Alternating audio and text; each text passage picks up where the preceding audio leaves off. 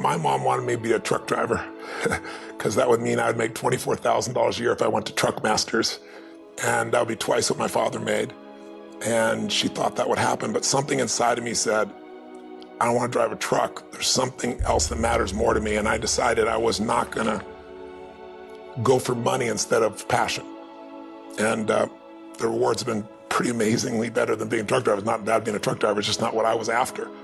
And I look back, and one of the things that helped me was my original teacher, Jim Rohn, who was a personal development speaker. I went to hear when I was 17. He said something the first time I heard him, and he said, you know, it's really simple. If you want life to change, you got to change. If you want life to be better, you've got to get better. It's the only way it happens. And luck will show up for people and it'll leave them. But if you're constantly improving who you are and what you give, game over. When people ask me, what does it take to be happy? I always tell them one word: progress. Progress equals happiness. Even if you're not where you want to be yet, if you're on the road, if you're improving, if you're making progress, you're going to love it. You're going to feel alive. On the other hand, it doesn't matter how successful you are. If you stop growing, you start dying inside.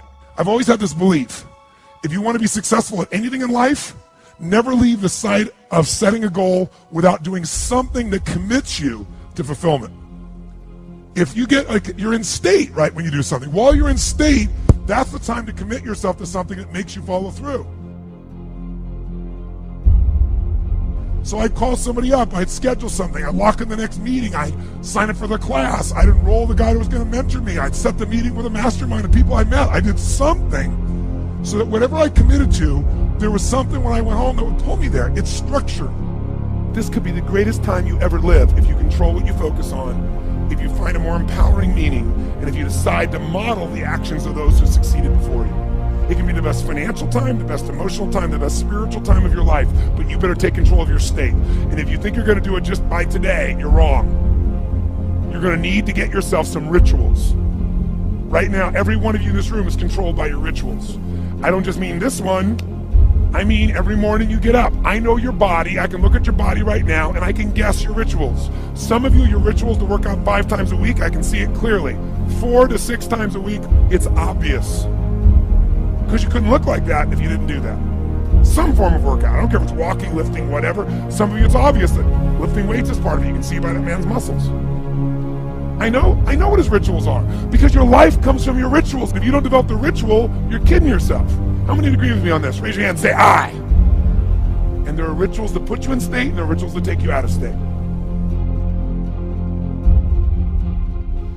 But if you've got what you know, that focus, the target, and you got the toolbox, and you're still not getting what you want, it's because you got inner conflicts. That's the third pillar. You've got to resolve your inner conflicts.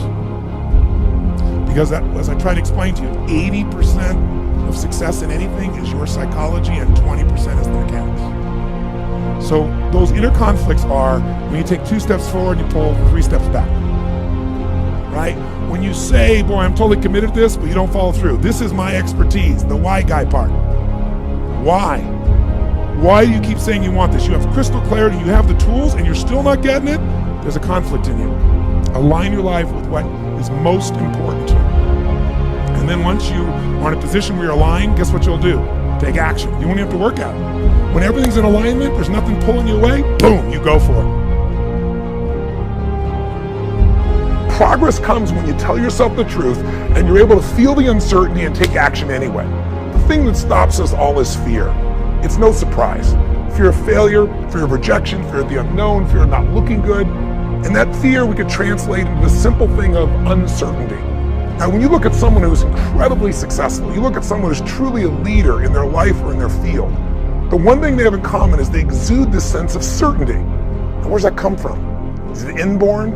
Are they lucky? Are things just going their way? No, great leaders know how to step in the uncertainty and bring the certainty to the situation. Most people in life, we really feel like the level of stress in our life comes to how much of life do you feel like you control, or how much does life control you?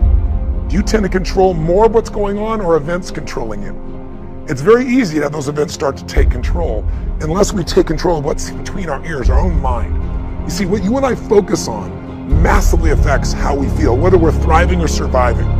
If you focus on what you can't control, If you focus on the past, if you focus on what's missing from your life constantly, that pattern of focus will make you frustrated, overwhelmed, depressed. It won't even matter if you're taking antidepressants. If you keep focusing on what you can't control, what's missing from your life, you're going to feel depressed still. You can take as many antidepressants as you want. Focus equals power. If you want to thrive, you got to focus on what you can control. You got to focus on the difference you can make. You got to focus on what's already in your life that you're grateful for. So you got to find a story that's going to empower you to act. A story that's going to get you to find the breakthrough. Because otherwise, with a lousy story, you'll never find the strategy, or you'll come up with a reason why it's too expensive, you can't get there, you can't access it, or you'll even get the strategy and then half-assed apply it just so you can reward your story that says it doesn't work because I tried it. Resourcefulness is the ultimate resource. And if you don't have what you want, stop telling yourself the story because you don't have the money, you don't have the time. That's bullshit.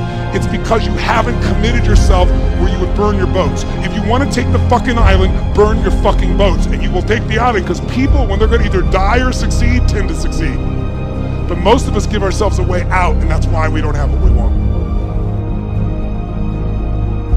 I was thinking about where this journey began for me, my desire to serve. Every day before I get on stage, I do this thing to whip myself into a peak state, and then my last words are, use me, Lord. That's my prayer. And every day my goal is to be a blessing in people's lives. Just do more, give more, share more, create more. What you need will be there. It's like air. You don't stop to think about when you take a breath whether it'll be there or not. It's always going to be there. Yeah. You just got to do your part. Early in my life, one of my mentors, a man named Jim Rohn, said, Tony, all you have to focus on in your life is find a way to add more value than anybody else does, and you'll never have to worry about anything.